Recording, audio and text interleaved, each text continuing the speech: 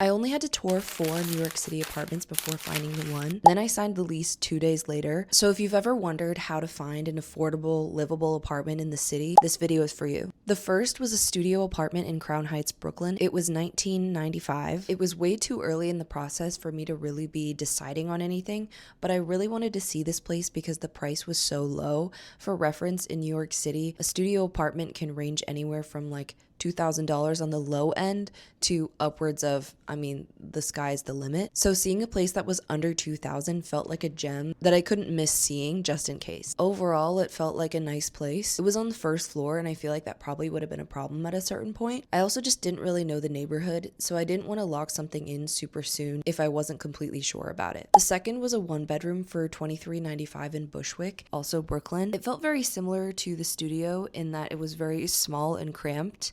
There were kind of low ceilings in the place, which I didn't love, but at the very least, there was a separate bedroom. It was also a 4th floor walk up in a neighborhood that I wasn't really 100% set on. For the price of about $2,400, which I know is really low for New York, it still felt like too much for what I was getting. The third one I visited on the same day, also in Bushwick. It was a 1-bedroom for also $2,400. This one felt very, very different. The floor plan was huge, and I was honestly overwhelmed by the space, but it kind of felt like it was in a building that was going to disintegrate at any moment. I knew immediately that I couldn't live there. It just seemed like a bunch of problems waiting to happen, but the price was great for the amount of square footage that that place offered. And finally, the last place that I toured was the place that I ended up applying for. It was a 1.5 bedroom for $23.50 in Bed-Stuy. The current renter was literally there when I toured, and she seemed really sweet. So I actually didn't film because it felt strange to record in someone else's home, but I knew pretty immediately having 1.5 bedrooms, so a small office space as well as a bedroom, was an incredible find, especially in Brooklyn. And it had tall ceilings and these gorgeous windows. With the quality of the place and the price, it basically checked all my boxes, so I applied as soon as I could. 2 days later, I was able to sign the lease, and now I'll be moving into this place in February. As a 25-year-old starting over in New York City,